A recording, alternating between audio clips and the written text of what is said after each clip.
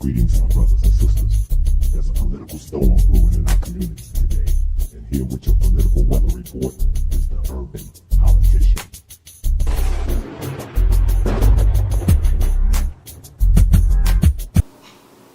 Greetings, I'm Kazemde Ajamu, better known as the urban politician, coming to you live from the Black Dot Cultural Center and Bookstore in downtown Lithonia, Georgia. Today's topic: creating a black political ideology. Remember, Professor Small, James Small, once stated, politics is the management system of your economy. Our economy. It manages everything within our community. So with all the talk about whether our vote counts, whether we should vote, who should we vote for, how do we hold them accountable, we need to take a step back. To begin with, all politics is local. And we have to start there. The concentration and the focus needs to be there in holding, not just holding, grooming, electing, and holding our elected officials accountable. So today's topic, and we can break those down into several topics, but we're going to talk about police reform. There was a young brother just got shot in the back, shot and killed in the back in East Pittsburgh, Pennsylvania, from a police officer who just that day got sworn in. And from my understanding, was fired from another position someplace else. I'm not clear on that. But what we find in this recurring situation of young black men and women losing their lives at the hands of police officers around this country, we tend to look towards the federal government,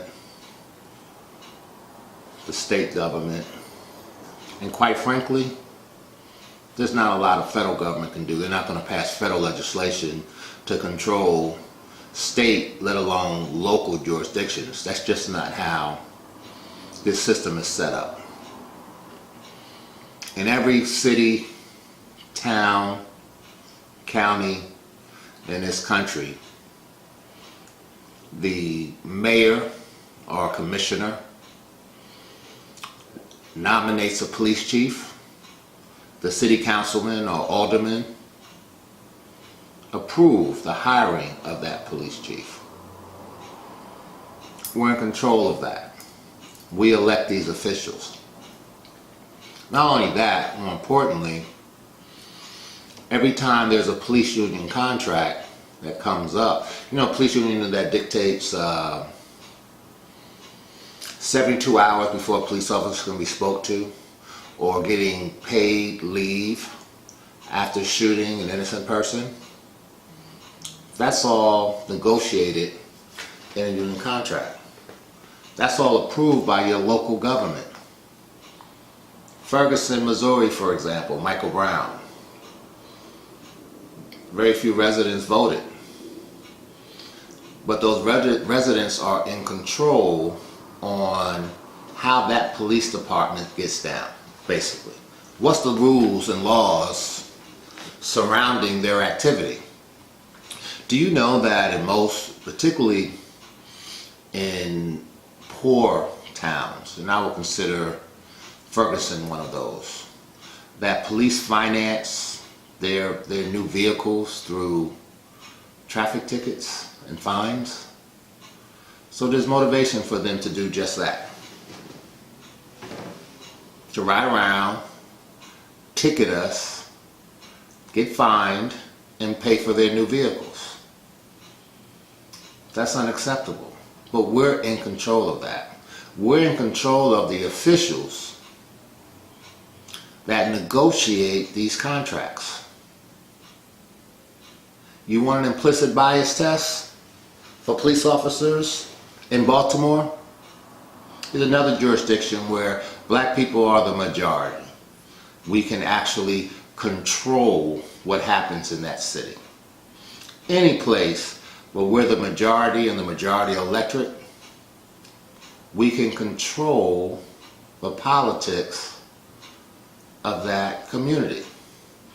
We can state in no uncertain terms, taking no prisoners with our elected officials, we want implicit bias tests. We want to renegotiate union contracts. There's an organization, oneinamillion.com. I don't know if you can see that or not. I'll bring that close. I read one of their planks and I thought that this was one of the most brilliant ideas that I've heard in terms of police reform. Each police officer having to be bonded and insured by an insurance company. That's each and every single police officer being bonded and insured. And trust me, insurance companies will police the police. They do not want the exposure of spending out millions and millions and millions of dollars for wrongful death suits or aggravated assault suits against police officers. They would police them. Because it really makes no sense that when a family brings a wrongful death suit against a city, it's your tax dollars that's paying for it. We're paying for our own demise, for atrocities that's being pushed against us. We're paying for that. Let them be in bondage. We control those politics locally. We need to rethink how we engage in this system.